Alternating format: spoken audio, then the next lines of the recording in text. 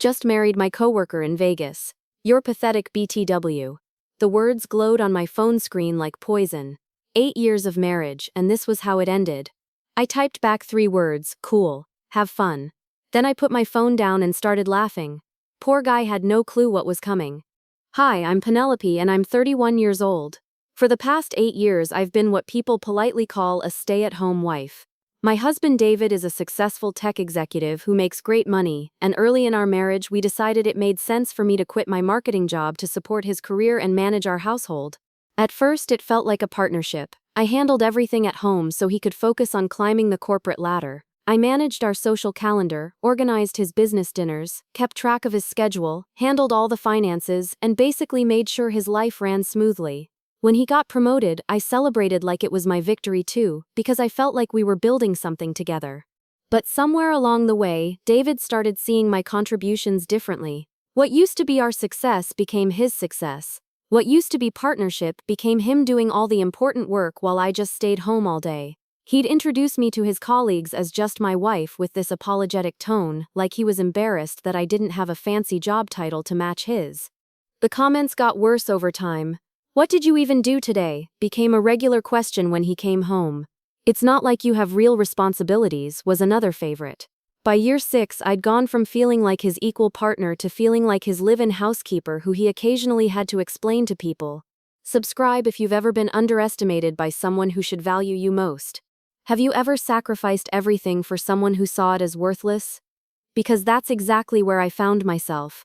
The Vegas trip was supposed to be a business conference. David had been going to these tech events for years, and I never thought twice about it. He'd fly out on Thursday, network and attend sessions all weekend, then come back Sunday night with stories about boring presentations and overpriced hotel food.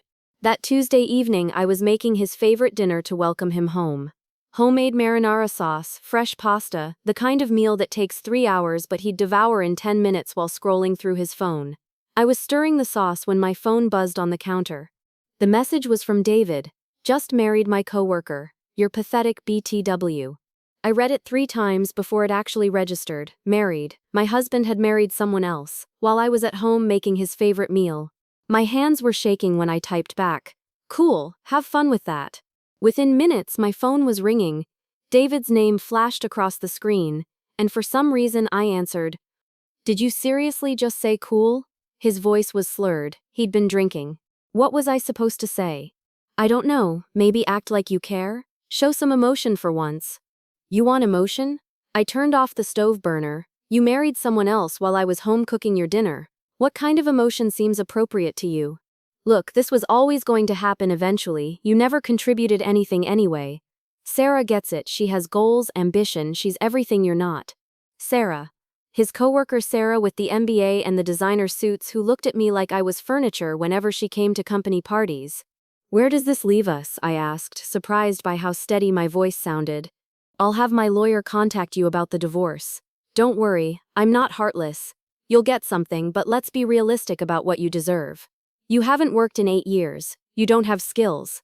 This is probably the best thing that could happen to you. Forces you to finally grow up."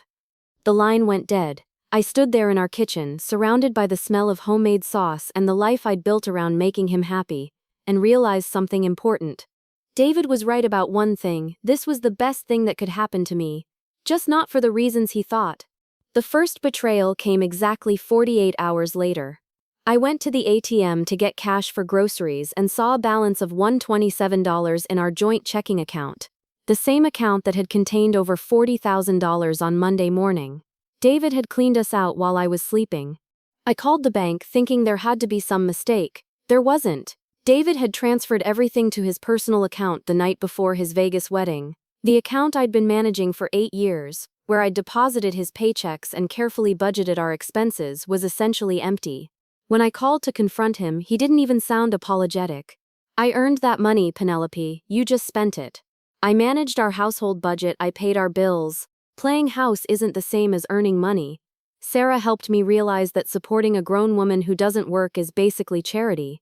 I wanted to scream that I'd worked harder than most people with full-time jobs just without a salary. Instead, I hung up and started figuring out how to buy groceries with $127. The second betrayal was discovering what my friends really thought of me. I called my neighbor Jessica to vent about what was happening, and she got uncomfortable fast. Well, Penelope, you have to admit this wasn't exactly shocking. David's been pretty open about how frustrated he was with the situation. What situation? You know, supporting you all these years while you didn't really do anything. He mentioned at the Johnsons' barbecue last month that he felt more like your father than your husband. The conversation that followed was worse. Apparently, David had been painting me as a lazy burden for months at social gatherings. Jessica, Maria, even my book club friends had all heard variations of the same story. David working hard while his wife sat home watching Netflix and spending his money. We all figured you knew how he felt, Jessica said. Didn't it bother you that he seemed embarrassed by you? I hung up and realized I'd lost more than my husband. I'd lost my entire social circle, people who'd apparently been judging me behind my back while smiling to my face. The final betrayal came when I returned from staying with my sister for a week to clear my head. I used my key to enter what I still thought was my house, only to find Sarah unpacking designer luggage in our bedroom. "Oh," she said, not even looking embarrassed. "David said you'd moved out." "This is my house too. Actually, it's in his name only. He showed me the deed. But don't worry, he said you can take your personal things whenever." She gestured toward the garage where my belongings were stacked in cardboard boxes like donations nobody wanted. 8 years of marriage reduced to what could fit in the space where we used to park my car. I looked around the house I'd decorated, cleaned and loved, now filled with another woman's things, and something inside me finally snapped into place. They thought I was pathetic. They thought I was helpless. They thought I had nothing. They were about to find out how wrong they were. What David didn't know was that while he saw me as a useless housewife, I'd been quietly managing something he never paid attention to. Something that would change everything. 3 years ago, my great-aunt Millicent passed away. She was my grandmother's sister, a woman who'd lived modestly but had never married or had children. At her funeral, the family lawyer mentioned she'd left me something. But David was so busy networking at the reception that he barely listened when I told him about it later. "Probably some old jewelry or furniture," he'd said dismissively. "Just donate whatever it is." But I'd met with the lawyer privately the following week. Aunt Millicent hadn't left me jewelry. She'd left me $2.3 million in carefully invested stocks and bonds, plus a small property portfolio she'd been quietly building for decades. The inheritance came with one condition. I couldn't tell anyone about it until I was sure they loved me for who I was, not what I had. All those coffee dates David rolled his eyes about, those were meetings with Aunt Millicent's financial advisor, learning how to manage and grow my inheritance. Those boring book club meetings he complained about, half the time I was actually meeting with my investment team or the property management company. For 3 years I'd been living 2 lives. The supportive housewife who depended on David for everything, and the secretly wealthy woman who was building her own empire while he slept. Every month my investments grew. Every quarter my property values increased. Every year, I became more financially independent than David ever imagined possible. He thought marrying Sarah would leave me helpless and alone. Instead, he'd just freed me to finally show him who I really was. The person who helped me see the full scope of my power was my cousin Rachel. She'd been a successful divorce attorney for 15 years, and when I called her crying about David's betrayal, she immediately shifted into professional mode. "Penelope, before you fall apart, I need you to tell me something. Do you have any assets David doesn't know about?" So I told her about Aunt Millicent's inheritance, about the investments, about the properties, about the carefully managed portfolio that had grown to nearly $3 million over the past 3 years. The silence on the other end of the line stretched so long I thought she'd hung up. "Rachel? You're telling me that while David was treating you like a financial burden, you were secretly wealthier than he'll probably ever be?"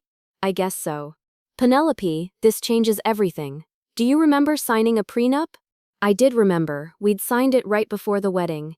David's lawyer had drawn it up, something about protecting his assets in case things didn't work out. I'd barely read it because I was young and in love and couldn't imagine us ever divorcing. "That prenup he made you sign? It works both ways. And honey, you just became the higher-earning spouse." While Rachel was explaining my legal options, David and Sarah were getting comfortable with their new life. David posted on social media about finally finding someone who challenges me intellectually. Sarah shared photos of herself redecorating our house with captions like "Out with the old, in with the new." The final straw came when I saw David's LinkedIn post. "Sometimes you have to make tough decisions to move forward in life. Grateful for my new wife who understands that success requires sacrifice and hard work.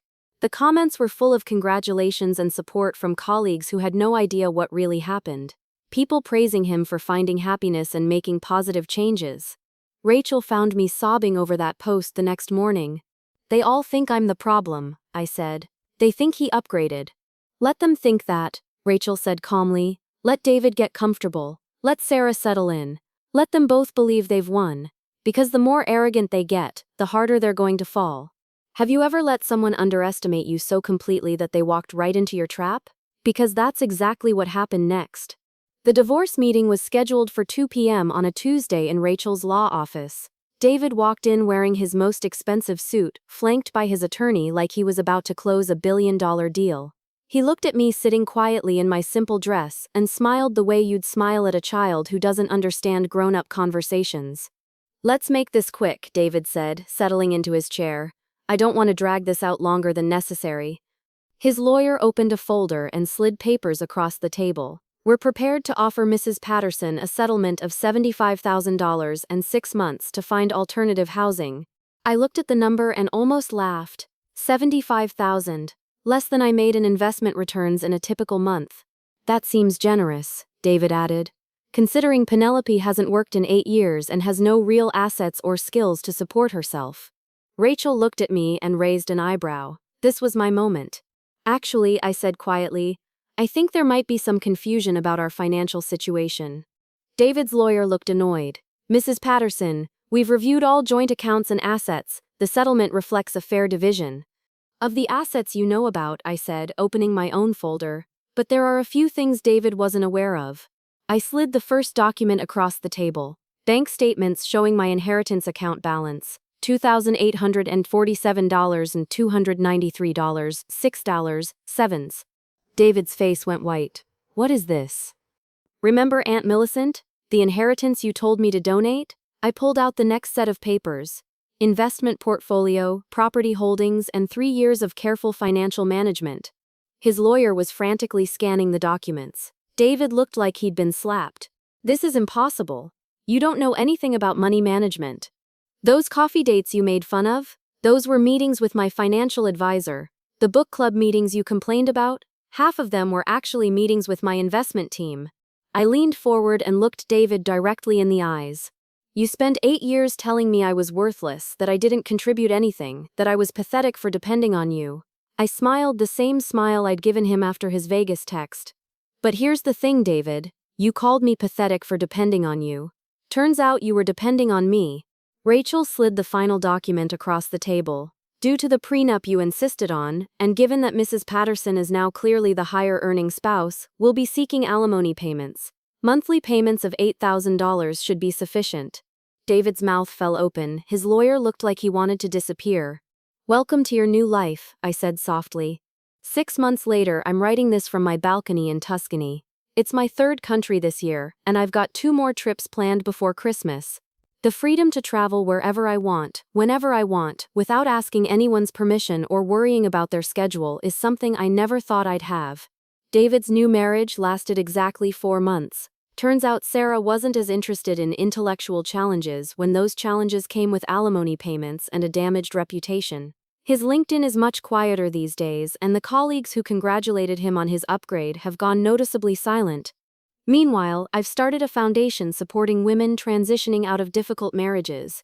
Turns out all those years of managing budgets, organizing events, and handling logistics gave me exactly the skills I needed to run a nonprofit. Who would have thought? Rachel tells me David asked about the possibility of working things out last month. She told him I was unavailable for comment, which is technically true since I was in Greece at the time. The house he was so proud to share with Sarah is back on the market. The monthly payments were harder to manage than he expected, especially after his company quietly suggested he pursue opportunities elsewhere. He thought marrying someone else would make him happy. I just let him find out what losing me actually cost. Never let anyone convince you that your contributions don't matter, especially in a marriage. Drop a comment if you've ever been called pathetic by someone who needed you more than you needed them. Hit that like button and subscribe for more stories about quiet strength winning in the end. Remember, the person who underestimates you is giving you the ultimate advantage. Look at your screen, 2 new videos are waiting. Click quickly because you won't want to miss either of these powerful stories.